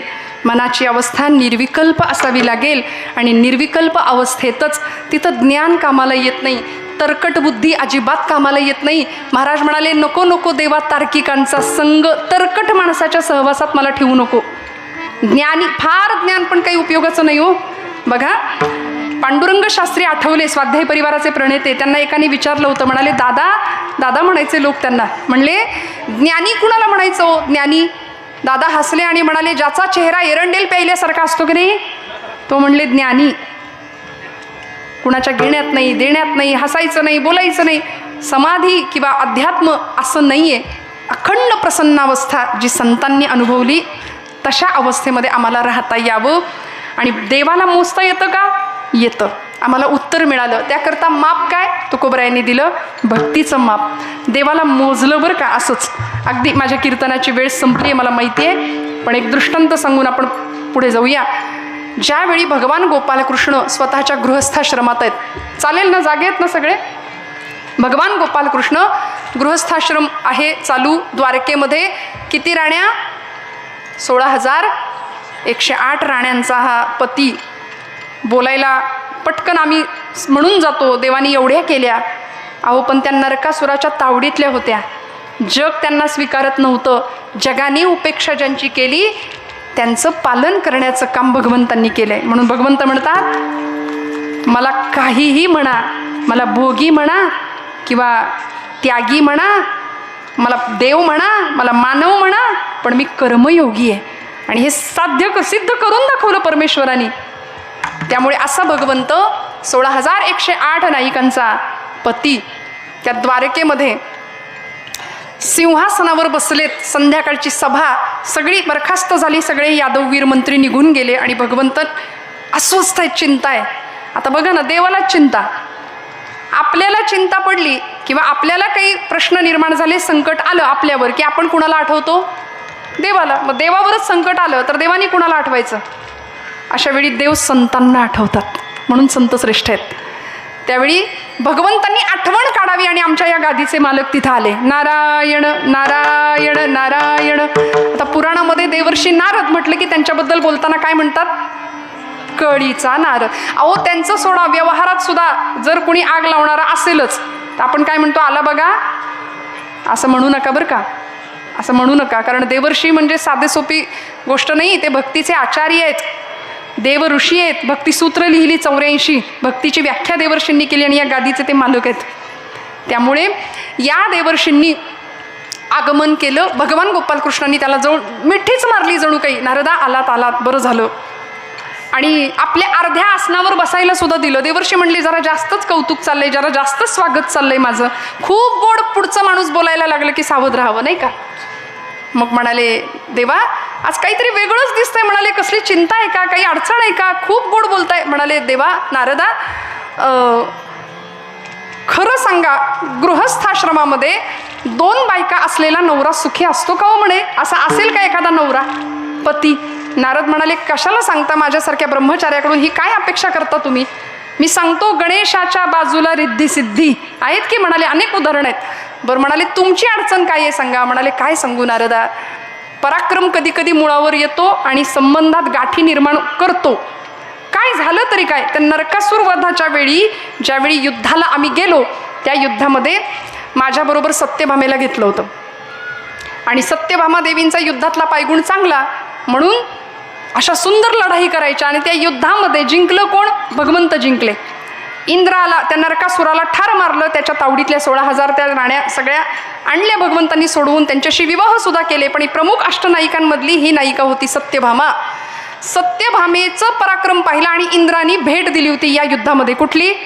स्वर्गीय प्राजक्त वृक्ष पारिजातक. तो पारिजातक आणला आणि सत्यभामेच्या महालाच्या समोर लावला देवानी.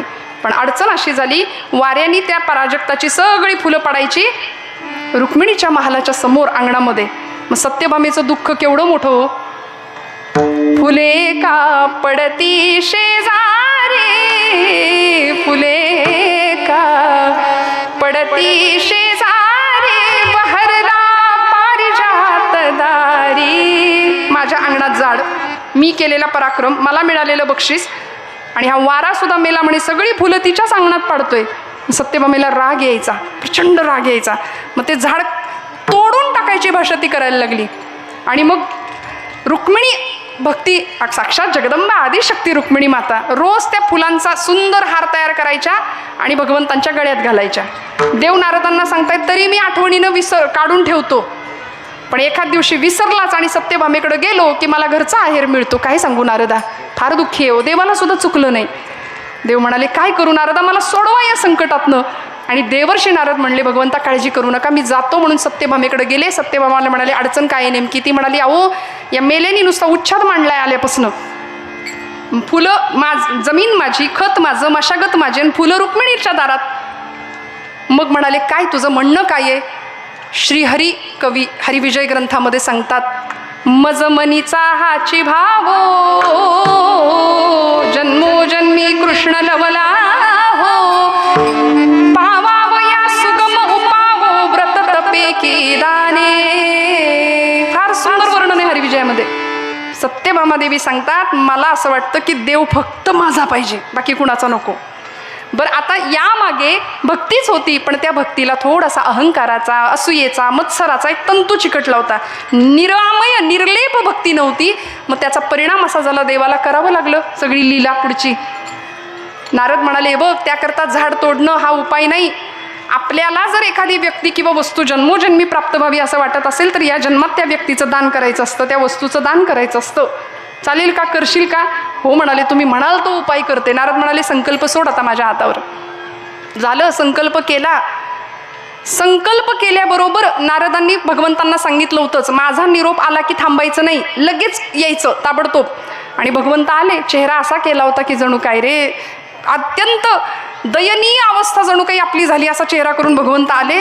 नारदांनी पाहिलं, म्हणाले देवा आता हे रत्नजडीत मुकुट काढून टाका, कमरेला पंचा गुंडाळा, आमच्या खडावा घाला, हातात विणा घ्या आणि आमच्याबरोबर धर्मप्रचाराला चला. म्हणाले आमच्या पक्षात आता तुम्ही सामील झालाय, आमच्या पक्षाला खंदा कार्यकर्ता मिळाला तुमच्यासारखा.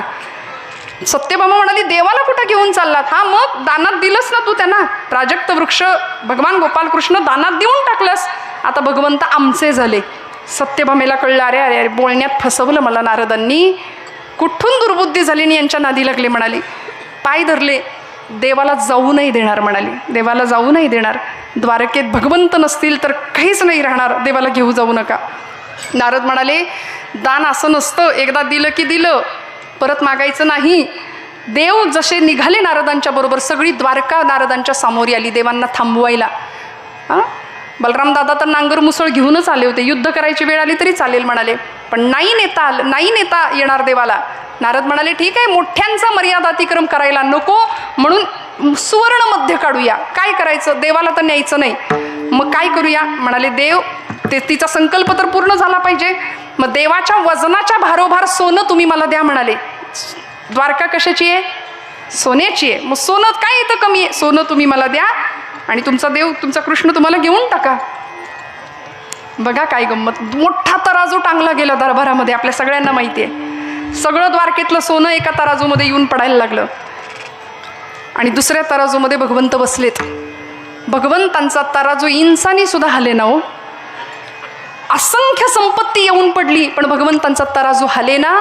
त्याचा परिणाम असा झाला सत्यभामा खजील झाली, मान खाली गेली. भगवंता अहो किती लाजवाल, सगळा अहंकार संपेल तोपर्यंत भगवंताला आवडत नाही. तिळभरी जरी होई अभिमान मेरू तो समान भार देवा. देवाला भक्ताला झालेला अभिमान देवाला सहन नाही होत. काय अवस्था झाली असेल हो. सत्यभामा म्हणते देवा आता तरी क्षमा करा. नाही म्हणाले. आणि मग देवाचं पारडं इंसानी सुद्धा हले ना म्हटल्यानंतर करायचं काय. रुक्मिणी आईसाहेब तिकडं अनुष्ठानाला बसल्यात त्यांच्या महालात, मौनात आहेत, मौन व्रत आहे. सत्यभामा धावत गेली रुक्मिणीकडे आणि रुक्मिणीला सांगितलं आई ताई. रुक्मिणी म्हणली एरवी फणकाऱ्याने तोंड फिरवणारी सत्यभामा आज ताई ताई म्हणून माझ्या गळ्यात पडते. काय झालं ग सत्यभामे? अगं म्हणाली भगवान असं झाले, भगवंतांची तुला करायची आहे आणि बघ ना म्हणाली इतकं सोनं अंगावरच्या मंगळसूत्रा व्यतिरिक्त सगळे दागिने तिथं टाकले तरी देवाची तुला होईना. रुक्मिणी आई साहेबांनी काय करावं, अनुष्ठानात होत्या, मौनात होत्या, पण कधी कधी अनुष्ठान सुद्धा सोडावं लागतं, नाही तर अधिष्ठान गमवायची पाळी येते. रुक्मिणी आई साहेबांनी उठावं, तुळशी वृंदावनाजवळ जावं, कृष्णार्पण वस्तू म्हणून तुळशीचं एक पत्र खुडावं, तुळशी मातेला प्रदक्षिणा नमस्कार करावा आणि हळूहळू एका तपकामध्ये ते तुळशीचं पत्र घेऊन त्या सभागृहामध्ये त्या तराजूजवळ, त्या तुलेजवळ यावं. सगळं सोनं तराजूतलं बाजूला काढलं आणि एक तुळशीचं पत्र एका त्या तराजूमध्ये ठेवलं. भगवंतांना नमस्कार केला. तोलण्या कनकासवे कृष्णास भामा सिद्धती, रत्नरत्ने भूषणे त्या तोलती नच तोलती. परिणाम आईसाहेबांचं नाव भीमकी असं सुद्धा आहे. भीमकीची तुळस पडता तोल झाला त्या क्षणी, वंदिते मी भक्तिरूपा कृष्णकांता रुक्मिणी विठ्ठल.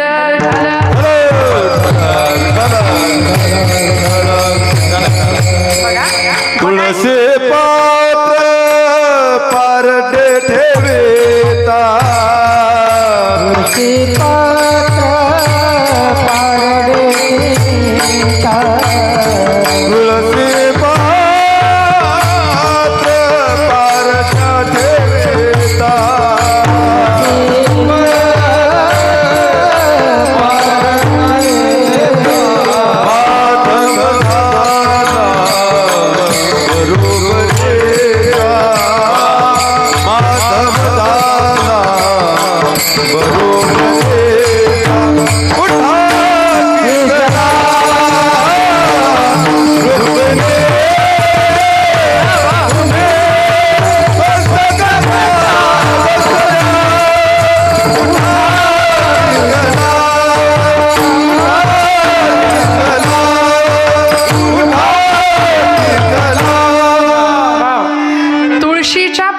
भगवंताची तुला झाली. बघायला गेलं तर काय होतं, एक तुळशीचं पान होतं.